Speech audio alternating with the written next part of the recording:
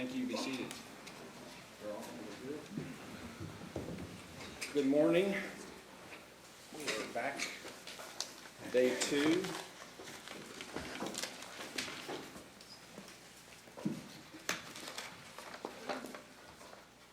So our record's clear. We're here in the matter of Julie Hawes Gordon, Family Court Judge, 6th Judicial Circuit. This is the Judicial Conduct Commission hearing. Today is April the 5th, I believe.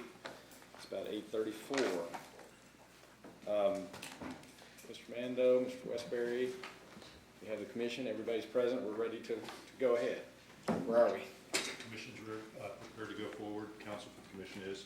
And we have rested our examination of Judge Gordon and passed her to Mr. Westbury. Fine, thank you. Yes, Judge Gordon, with your permission, can get back to the witness seat.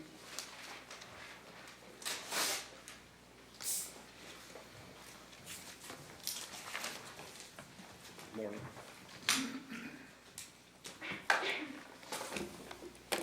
First day, do you swear or affirm that you'll tell the truth, the whole truth, and nothing but the truth? Thank you. It's your witness, Mr. Westbury. Thank you, Mr. Redford. Members of the commission. Judge Gordon, I want to try to ask you about as many of the topics that were discussed yesterday as I can remember. And I don't have these in particular order, but perhaps we could start with a line of questioning involving Clay Wilkie and the implication that there was some sort of quid pro quo in his receiving GAL appointments at or about the same time he was representing your old son Dalton. You remember that line of questioning? I do, yes. Now, could you tell the commission, was there a quid pro quo, anything even close to that with regard to Mr. Wilkie getting court appointments and that representation? No. Okay.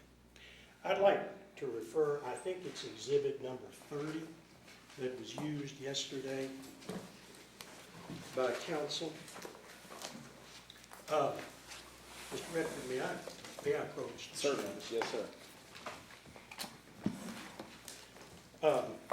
Number 30, these are all. I'm sorry, what number again? 30. 30. Yeah, Apologies. all of them. These are the charts that had all the appointment statistics. Mr. Chairman, I don't have an extra copy. Would you mind if I kind of look? Certainly. Just on this Yes, sir. line of questioning. Judge Gordon, can you tell the commission, looks to be about 3 pages, just what are we looking at here, please? I'm not sure what the origin of these documents is. The first one is the 2021 GL assignments, and it's got a list of lawyers and a bunch of numbers over to the right. As I said, I'm not sure where the numbers from this graph came from, but just at first glance, just on the first page of it, only about half of these individuals have ever been on my GAL list. Most of these down at the bottom, well, maybe a third or more, have never been on the list, and another 4 or 5 of them were only on the list for a short period of time, either came on late and then left, or started but then kind of rotated off the list or didn't want to be on the list anymore. So that's the first thing that jumps out to me, that several of these aren't people who are who've never been on the list. We have about 18 people on our list. The second thing is that it is GAL appointments only. In our appointment list include GAL CAC, which is court appointed counsel for parents or other custodians, as well as warning order attorney appointments. I include in my tally, when I'm tallying off the names, it would include the GALs as well as the CACs as well as the warning order attorneys. So this somewhat makes sense given the numbers at the top here, because those are individuals who've shown an interest in representing children as opposed to parents. And some of the ones toward the middle are attorneys like Thomas Blandingham, Sam Lee, who have expressed a clear preference to not represent children because they're not comfortable talking to children. They'd rather not. They'd rather represent parents. So I think if you had I know that at one point we provided a summary from the finance cabinet of what each firm or what each individual on the list made over the years, and I think that would probably be a better judge of how fair the list is. In addition, there could be one child in a family and that GAL would get $500. There could be 10 children in a family and that GAL would get $500. So the only, if you look at just 1 year's GAL assignments, and it shows that, Clay Wilkie got 48 and Andy Johnson got 39, that would take, and then, compared to the 35 and the 32, that would take one big family to make a difference, because it wouldn't reflect the amount of money that attorney got, it would just reflect the number of children. So it would just take two big families to make this look completely, out of proportion to what they actually were getting. Before we go on, there are 2 more pages behind it. Who's number 2 and who's number 3 on the list? Andy Johnson and Janelle Farley. Okay, now, there was a testimony, I think I remember yesterday, about Ms. Farley, Janelle Farley. Yes. She's an attorney in Yes. Davies County? Yes. Can you just tell us again who she is? She's an attorney in Davis County. She's been on the list. And another aspect of these lists, when we have a new trailer that comes in, if we have a family, each new petition that comes in is a new trailer. So we would look back, either I would look back or the clerks would look back and see who represented them on the previous trailer. So there's continuity of representation. So the attorneys who have been on the list the longest, just by default, are going to end up with some legacy appointments because they have new petitions coming in on the same families. So the attorneys that are toward the top here, all of them, are ones who were on all 3 district court lists before I took the bench. So the ones toward the bottom have not been on, were either not on all 3 of the district court lists before I took the bench, or were only on, for example, 1 list. I wanted to ask you one question about Ms. Farley before we move to the next page. Was there testimony yesterday about you pausing her on one occasion? Yes. Okay, and just one again, briefly, what did that involve? My case manager came to me, and that was Dana Tackett Gesser, came to me and she was crying, and she said that she had heard that Ms. Farley was doing this, and then she witnessed it, I think, firsthand, that she was saying that she wished meth was instantly fatal, that if it was like the opium epidemic, at least you wouldn't have to continue to deal with them because... Okay, yeah, that's fine. Now, you paused her briefly from receiving GL, is that correct? I did, yes. About what, again, please, was the year that you can remember that happened? It was either in 2017 or the beginning of 2018. Okay. Let's go to the next page, to the 2020 GAL assignments. Who's at the top of the list? Janelle Farley. Okay. It looks by a fairly significant amount to the next person, an Amanda Bragg. Yes. Okay. So if you're trying to punish Ms. Farley in any way based on what she's said back in 2017, you didn't appear to be doing a very good job, correct? Correct, and I will add, Janelle Farley is far from the only attorney that I've done that with. I've done that with probably over half the list at some point in time. If some attorneys would not be prepared and it became apparent in court that they weren't prepared, they would not show up, not calendar properly, so they would end up double booked or triple booked, and we would all be waiting on them. Or they would in some way be inappropriate toward the social workers. That seemed to be an ongoing thing, is conflict between the attorneys and the social workers.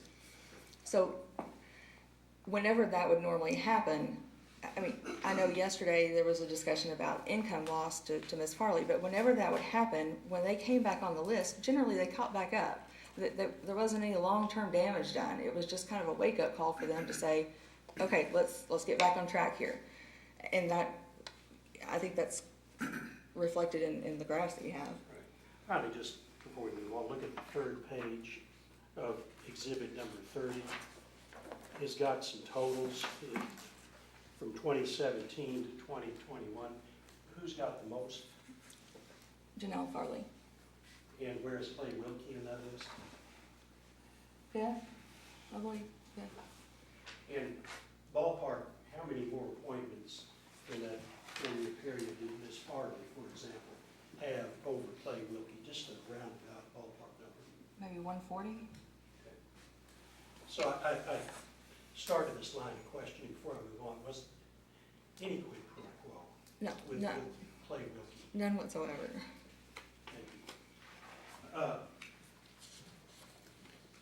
you. Move on. There were some questions yesterday about Mr. Porter, Claude Porter, the county attorney in Davies County. I believe you've known Mr. Porter for a long time. Yes, sir. And give us just real quick background on how you know him, what you all's relationship would be. Sure. Years before I took the bench, I was working in private practice, and he needed an attorney who was familiar with estate planning and familiar with kind of the players to act as public administrator for the sheriff's department, or act as attorney for the public administrator, which is the sheriff's department. So I worked on contract for him for several years, and we met at least monthly just to go over the estates and what auctions needed to be scheduled and that sort of thing. Okay. I believe you testified to the commission yesterday that Claude Porter's approach to dealing with cases that are in his court that he prosecutes, he's pretty more accessible than probably what I see in Jefferson. Is that fair? That is very fair. I mean, there have been times, both before I took the bench and after I took the bench, where we would be in court, and he knew all of the families in Davis County. He knew because he's been in that position for, I don't want to guess, but a long time. And there would be times where we'd have a family and we'd have a child who needed to be removed, and we were looking for placement. And he said, well, I know Jane Smith. I know her grandma. Let me call her grandma and see if she's willing to take custody. And so he'd pick up the phone and call Jane Smith's grandma, and because he had her cell phone number. That's just that is, he has such an institutional knowledge of everything Davis County. That's just the kind of and it's just his personality. Yeah. Has it been his practice through the years to contact directly victims of crimes? Yes, definitely so. I know he would show up in our domestic violence court, and he seemed to know everybody about everything about everybody, and he would say, we'd be in DV court and we'd have a situation where the victim, the petitioner is like a grandmother or a mother, and it was filed against the son or the grandson, and the grandmother or mother would be asking for no contact to be lifted so that she could help get the child into some kind of treatment or some kind of whatever the case may be, the adult child. And he would say, I think there's an assault fourth. We need to make sure if she's wanting that lifted, we need to make sure I'm going to go pull the criminal case and get that bond condition, make sure that bond condition is changed too. Now, yesterday, about part of the day, there was a testimony. I don't think there's any question. You texted back and forth on a pretty frequent basis through the years with Mr. Porter regarding your son Dalton and his criminal problems. No doubt about that. Absolutely, yes. Do you now appreciate, with all the benefit of everything that's gone on, that was not the best thing and not a good idea at all? Yes. But was it ever your position or intent to try to place Mr. Porter in an awkward position? No, and if I believed that that he would have felt that way, I never would have done it. I know Claude well enough to know that he doesn't care. He has no problem telling anyone no. If I had any feeling or thought that that he would feel that way, I wouldn't have done it. Maybe shift on. There was testimony yesterday about phones, cell phones, that were taken, that if I understand, the KSP may have one time had in their possession. I confess I was a little confused. It probably on me. But what, in the implication was you tried to delete some texts or something.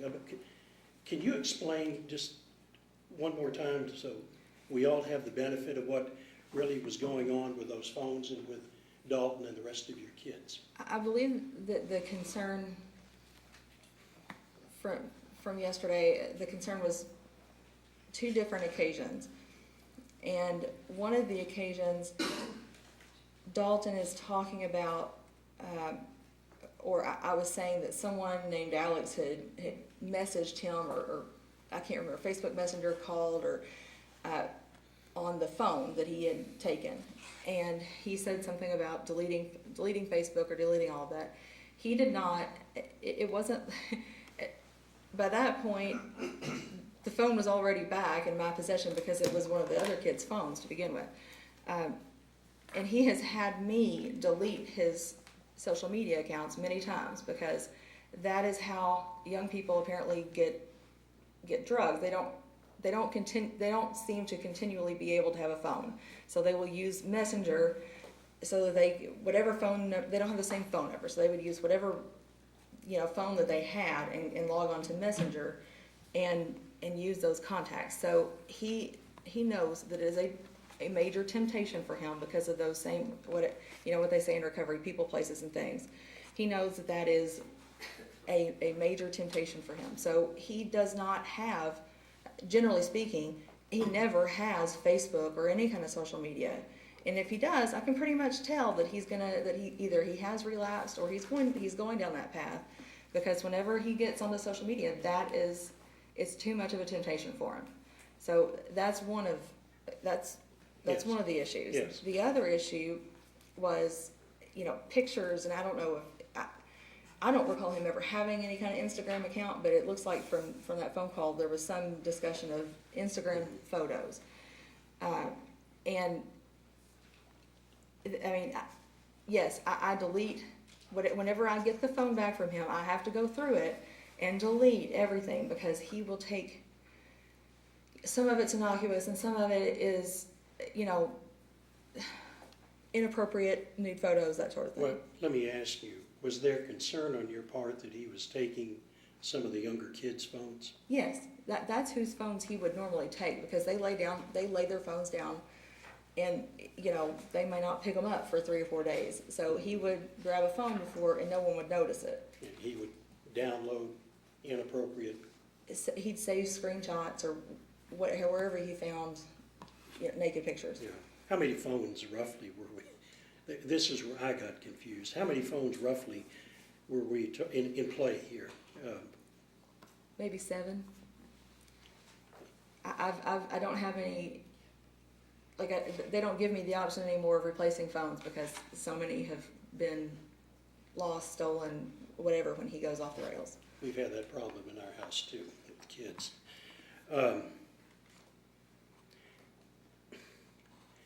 Was it ever, I'll just ask it to you straight and please address the commission, did you ever attempt to delete anything from any of these phones in a way that would obstruct the investigation of either this body or law enforcement or for anything even close to that? No, I did the opposite of that. Anytime there was anything, whether he came to me or I found something, I turned it into law enforcement pretty regularly. Anytime he would go off the rails, I would, whatever I could find out, I turned it in. I called Crime Stoppers. I turned it in to one of the local detectives. I reported everything that I could find because when he's in jail, he's safe. So, I don't want him on the street doing illegal things. Yeah. Before I move on, do I understand that these phones or some of these phones had already been with law enforcement before they came back to you and you tried to delete or take off some of that? I would assume so, yes. Moving along, last July, you were asked about a written submission, a response, if you will, that you filed with the commission.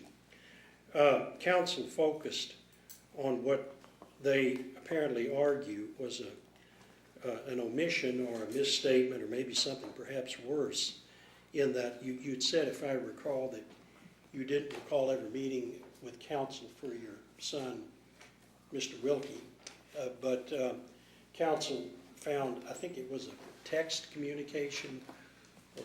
The three-way call is what. Yeah, excuse me, the three-way call. Just again, explain that, please. What that...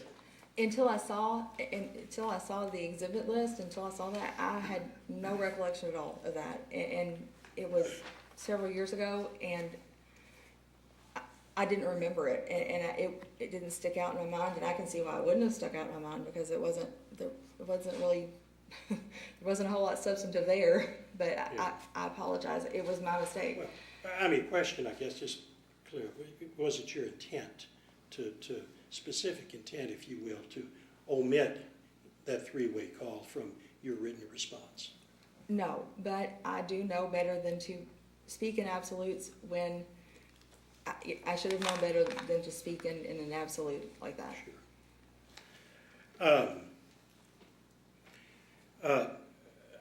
We anticipate the jailer, Mr. Maglinger, is going to testify sometime today.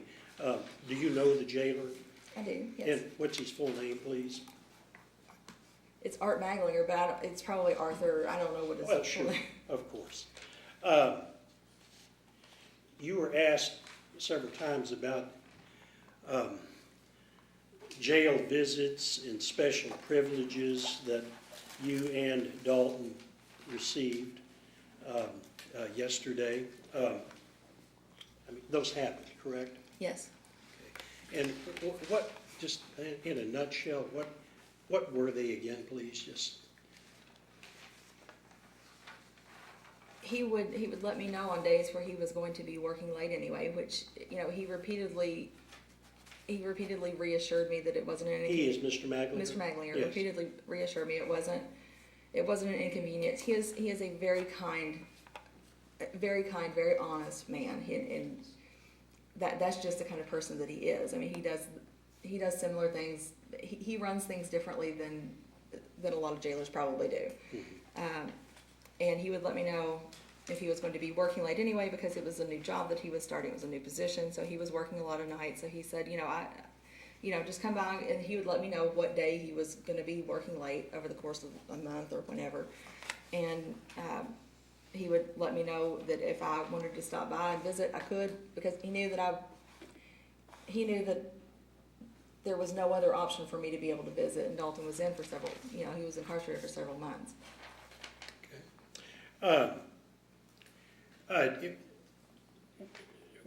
Were there security concerns about you as a judge coming to the Davies County Detention Center? Yes. Okay. Just again, in a nutshell, what do those involve?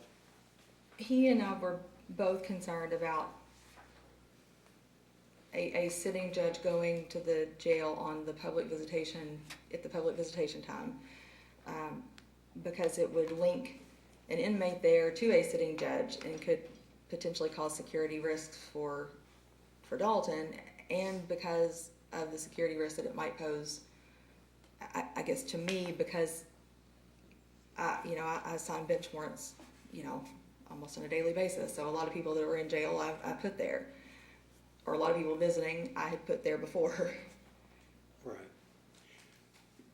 Do you now understand or appreciate that those visits, given that you were a judge, probably were not the right thing to do? I completely agree, and that's why I stopped doing it. I completely agree. I didn't like the way it felt. I didn't like the way it looked. Okay. Your husband, Sale, and you When did you all formally adopt Dalton? I cannot remember. They asked me this yesterday, and it was either 2013 or 2014. Okay. And I think, I'm getting to it, but there's a little bit of background. You knew Dalton, you were his GAL when you were in practice? Yes, I was. Okay. What time frame was that?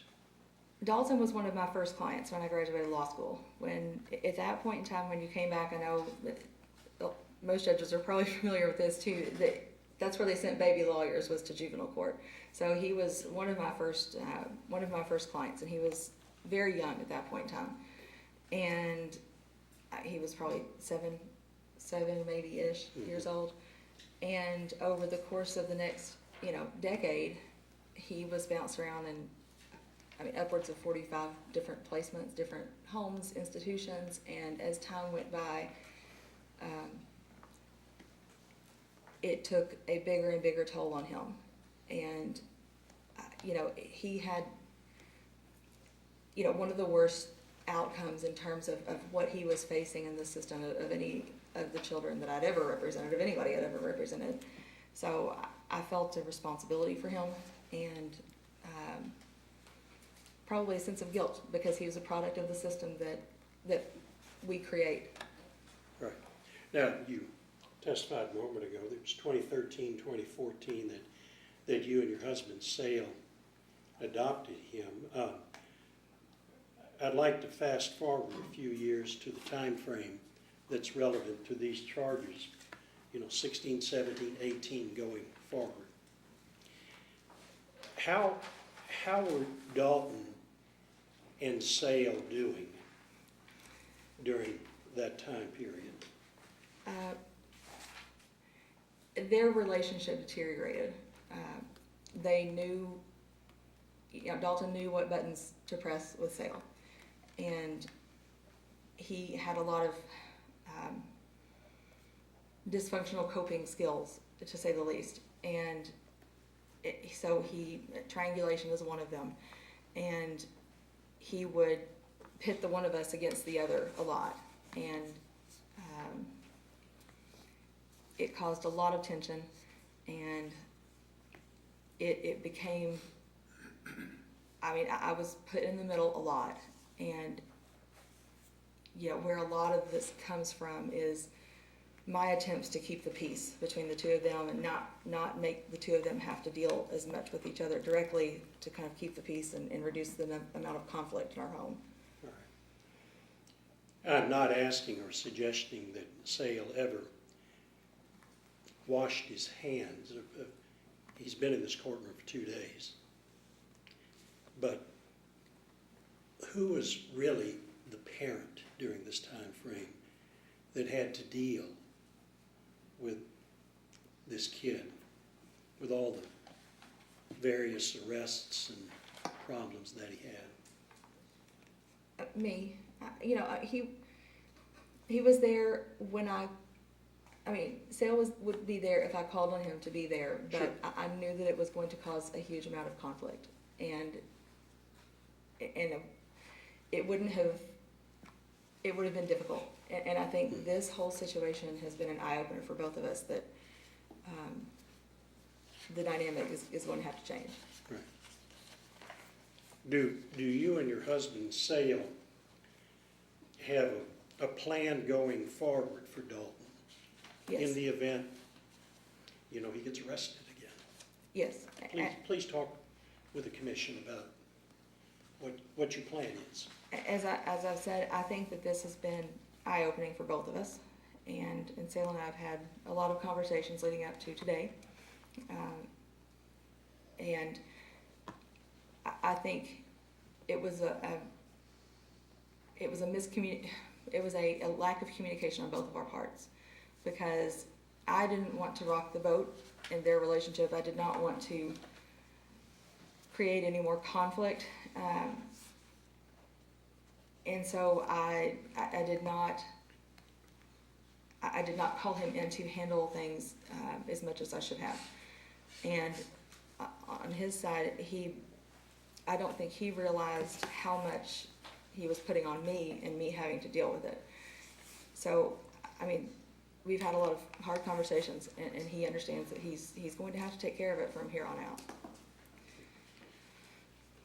Do you have an appreciation that as a judge, you can't be involved in Dalton's cases, at least to the extent that you have been before, going forward? Yes. Counsel asked you yesterday about, you'd been warned before by the commission to stay out of Dalton's cases. Do you recall that I do, line yes. of questioning? I think it was in 2018 that you were first before this body with problems, at least in part, involved Dalton Gordon. Am I right about that? Yes.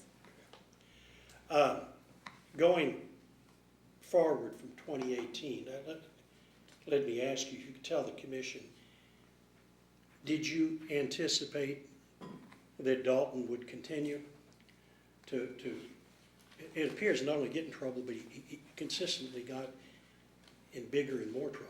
Did you anticipate that? No, I did not. Okay. And you have a plan in place going forward? Yes, we do.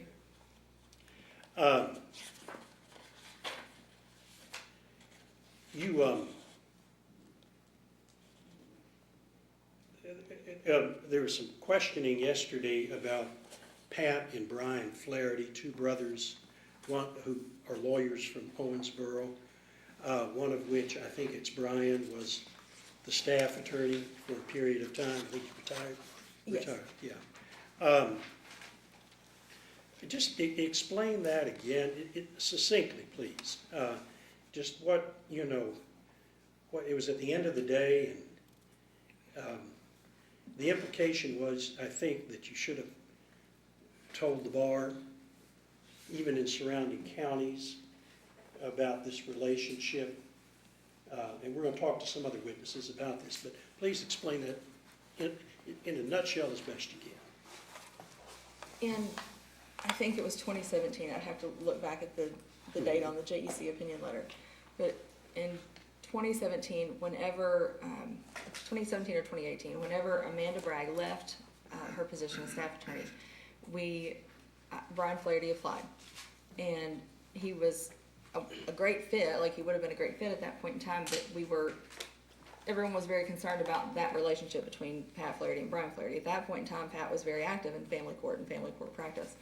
And there was just me. There was no other special judge available there wasn't another special family court judge. And after discussing with my staff, with Brian, with Pat, I told Pat that we would love to hire him, but it would just be too big of an imposition on the litigants.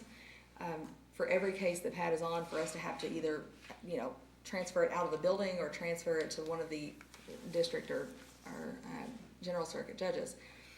And they understood. It would just be too much of a burden both on the litigants and on Pat Flaherty's practice, because it would be a pretty big inconvenience on everybody. So we didn't hire him at that time, and we hired Carly Conman. When Carly left about a little over a year later, Brian applied again, and by that point, Judge McCarty had come. Oh, and I got a JEC opinion letter back when he had first applied, and just to confirm what I suspected, which was that I would need to recuse on his cases. It was a non-waivable. And I think that is an exhibit, that JEC letter was Yes. Identified and will be introduced as an exhibit. Forgive me, I didn't mean to interrupt. And so when it came up again, Pat Flaherty was winding down his practice, and we had Judge McCarty as a special judge appointed. So at that point, we decided, yes, that this is a good fit. We can make this work. So we hired Brian, and then we just did a general, the clerks just knew any case that Pat Flaherty was on would be transferred over to Judge McCarty.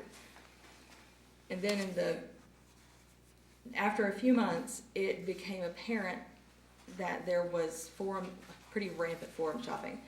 We would get entirely through a case. We would get to, we'd already had the final hearing, and one of the parties that didn't get whatever that party wanted would fire their attorney, hire Pat Flaherty, and Pat Flaherty would get it transferred to the other division and file a motion to alter, amend, or vacate to get another bite of the apple. I mean, this happened dozens of times.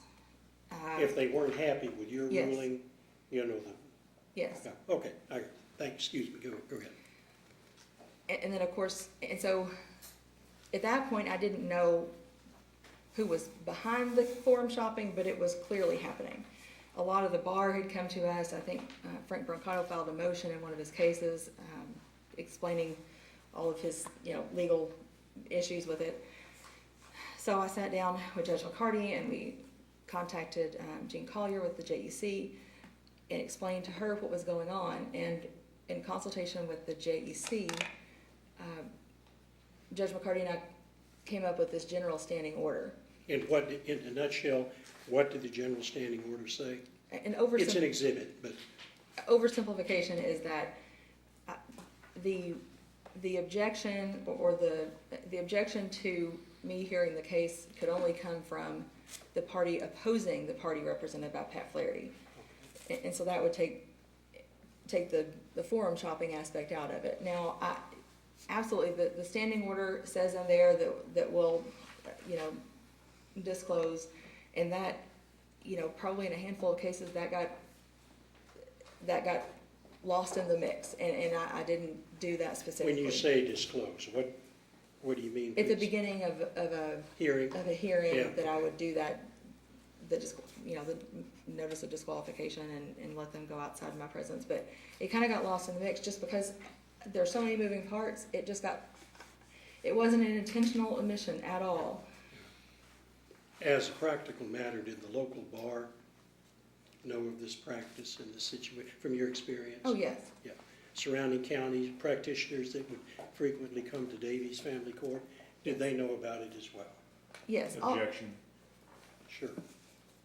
I'm not sure that, with regard to the bar outside Davies County, that there's been a necessary foundation laid. I agree, I'll sustain the objection. Yeah. You want- I'll try to Try lay it just a again. quick foundation. Do you know if attorneys outside Davies County would come with any regularity to family court, in your court? Yes. Okay, where would they come from? Mostly Hancock and Ohio. Mhm. Give me some names, just, Thomas Flanningham, B.J. Early, speak up a little, please. B.J. Early, Thomas Flanningham, Carol Bowling. Those are the main. Yeah, Those are the yeah. main ones. Did they have knowledge of this standing order? They're on our bar list. They're on our local bar list, so they Right. would get the same notifications that the local attorneys do. The same emails? Yes. Yeah, okay, thank you. I mean, you're not perfect, are you? By no means, no. And would it have been better if you had remembered on a few of those occasions to make the announcement in addition with the standing order? Definitely so. And you recognize that? Yes. Quickly back to Clay Wilkie. Did you seek and get an ethics hotline opinion regarding his representation of clients in your family court at the same time that he was handling your son's criminal matters? It was at a Or did point- he do it? Excuse me. Yeah, on this side of the bench, it's not the hotline. He got a KVA Yeah. ethics hotline opinion. Right.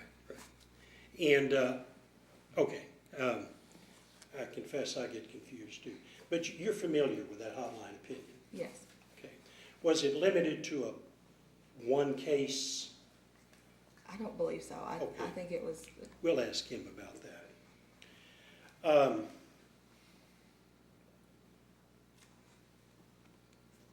Excuse me, just 1 second, please, Mr. Chairman. I'm just looking at my notes as I am very much near the end.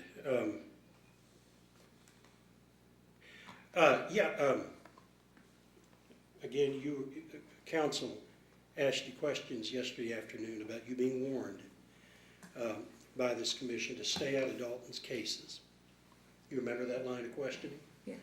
And I think we've established that it was 2018, right about 4 years ago to the month, that you were last here.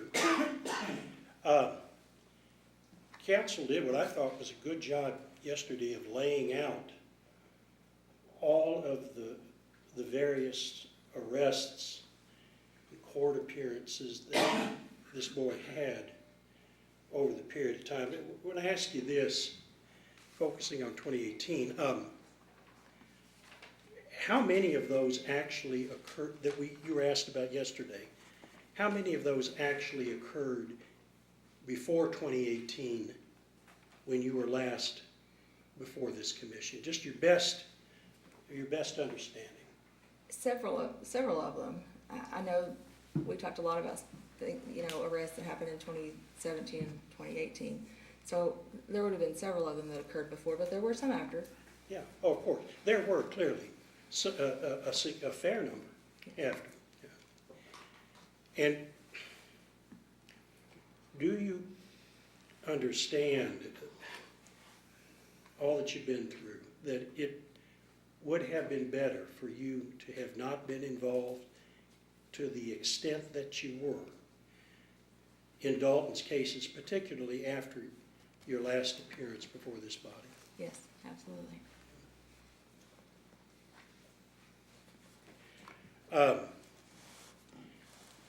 The council played a fair number of jail recordings, phone recordings between you and Dalton for a good part of yesterday's court appearance. I'm sure you recall that. Yes. And I think there's a part of that little pre-recorded statement for any call.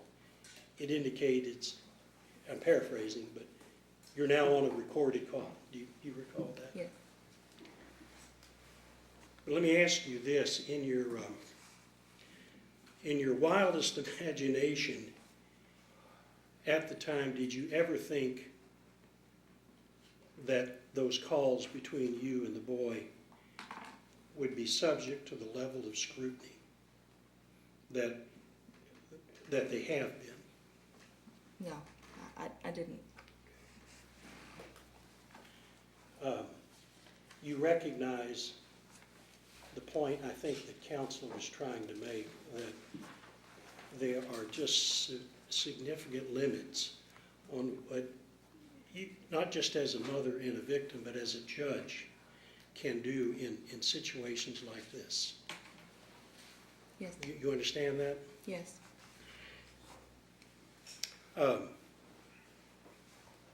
And you all have a plan in place going forward.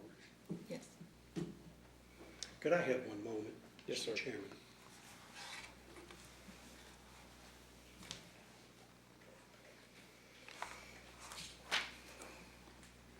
Thank you for your courtesy, Judge Gordon. That's all the questions I have.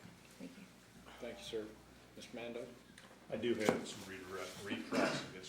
Yeah, I think- Thank you, yes. Mr. Chairman. Good morning, Judge. Just a few topics I want to cover with you today. And let's start with the last question or so from Mr. Westbury. I think you told him that on all of those calls that you had with Dalton while he was incarcerated in Davies County that were recorded, that you knew were recorded, I think you said that you just didn't anticipate the level of scrutiny that those calls would undergo, correct? Yes. All right. But you agree with me that this commission, my office, has every right to look at those Yeah. calls and to scrutinize their content? You agree with that? Yes. All right. Secondly, I think you told Mr. Westbury, you told this commission that it was certainly not your intent.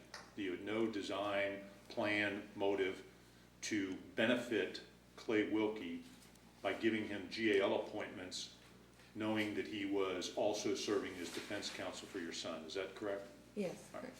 But would you also agree with me that the inquiry under the canons doesn't necessarily stop with your intent, that you also have to be concerned about the perception that your actions create, correct? Correct. All right. So you have to be concerned about the perception among the bar, among the public, that Clay Wilkie is receiving some type of favorable treatment, some type of benefit in receiving a significant number of GAL appointments while he is also currently serving as your son's criminal defense attorney. You have to be concerned about that, correct? Yes, And with regard to the statistics themselves, which we got from AOC, okay, in Exhibit 30, yes, and I understand that you question some of these because there's attorneys that are on that list that you haven't appointed GAL. There are some that are, okay, but I think we can kind of maybe get to where we all agree. We all agree that Clay Wilkie receives GAL appointments in the Davies Family Court, correct? GAL, yes, GL appointments, right? Yes. And he receives a regular number of appointments. yes, Andrew Johnson receives GL appointments in the family court, correct? yes, And he receives a significant number of appointments. yes, Both Mr. Wilkie and Mr. Johnson have, from 2017 through 2021, received regular appointments as GL assignments from you during those 4 years. correct. Then, I think you told Mr. Westbury that it was Art that reached out to me in kindness to help accommodate you? And I'm not sure how that contact happened, if we were somewhere together, or if, you know, at some kind of function that we went to. I know we were at one benefit together, like a lighthouse dinner or something like that, or a lighthouse graduation dinner. I don't know if it was then, I don't know if I reached out to him, just let him know that my son was there, which I'd done before with David Osborne, before Art Maglinger, or if he'd reached out to me just to let me know if I wanted, if I thought we needed to transfer him to another county. We talked about transferring him to Henderson County for a period of time. So I'm not sure, I mean, I'm not gonna say that I know exactly how that conversation was initiated. Did you ever tell Dalton in a recorded telephone conversation in March of 2018 that you would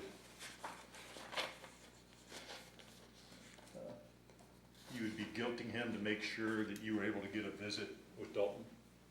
Probably, I'm sure that I did. Okay, because there's a March 31, 2018, this is Exhibit 13. It's a recorded telephone call, and I can play it if everybody wants, but I've got from the transcript I have, and let me show it to your attorney and make sure that I'm not misrepresenting everything, then I'll show it to you.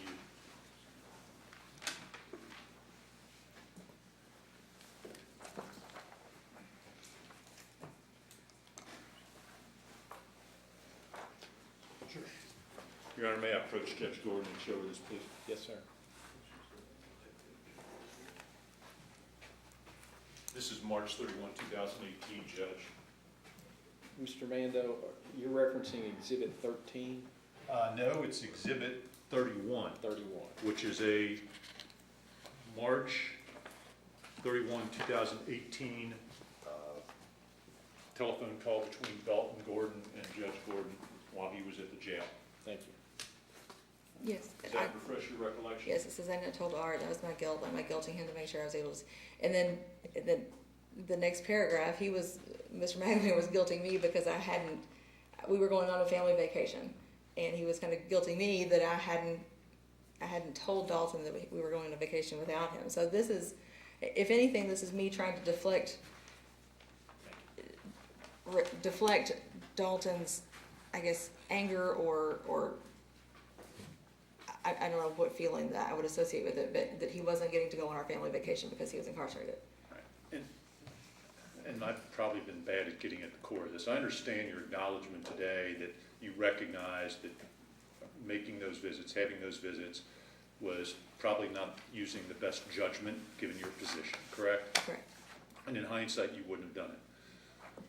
What I'm a little concerned about is whether or not this was something that you were trying to arrange, given your position, to get Art to make this happen, as opposed to Art reaching out, feeling sympathetic to you to allow you to get in there. It sounds to me like, at a minimum, there's a little bit of both. I mean, I'm sure a little bit of both and a little bit of neither. I think that, I mean, I don't want to speak to his intentions, but I think we were both concerned about the security issues, and we both understood at that point in time there was no alternative you know, he was gonna be out there, we knew Dalton was gonna be out there for many months, and there was no alternative for him to meet with family, and I'm about it when it kind of, like, I'm about the only person who's gonna go out and visit with him. And finally, Judge, Mr. Westbury asked you about the ethics hotline opinion that Mr. Wilkie secured. You agree with that might address Mr. Wilkie, but that KB ethics hotline opinion does not serve as a defense to your conduct as a judge. You're covered by a different set of code and canons, correct? Yes. Yes. 1 second, please, Mr. Chairman. Yes, sir.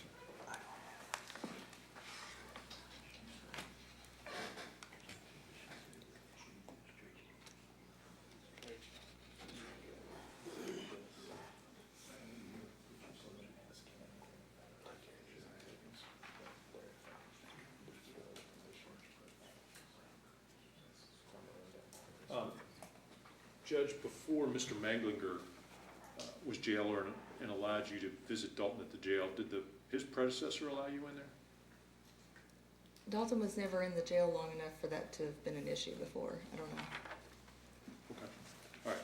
So I think that's all the questions I have. Thank you, Mr. Chairman. Yes, sir. Mr. No Westbury? questions. No questions. All right, so, Mr. Mando, we're finished with Judge Gordon from your perspective. Can we square away while the commission's getting their thoughts together, because in this proceeding, the commission gets to ask questions? I'd like to square away our exhibits for this particular witness, if you don't Okay, mind. Mr. So let's Mr. give the Hill commission is- a couple of minutes to. have an ongoing spreadsheet, so I'm gonna rely on him to help us with that. Yes, we'll give the commission a couple of minutes to get their thoughts together. If you guys, when you're ready, approach up here and let's go through our list and make sure we're moving to introduce.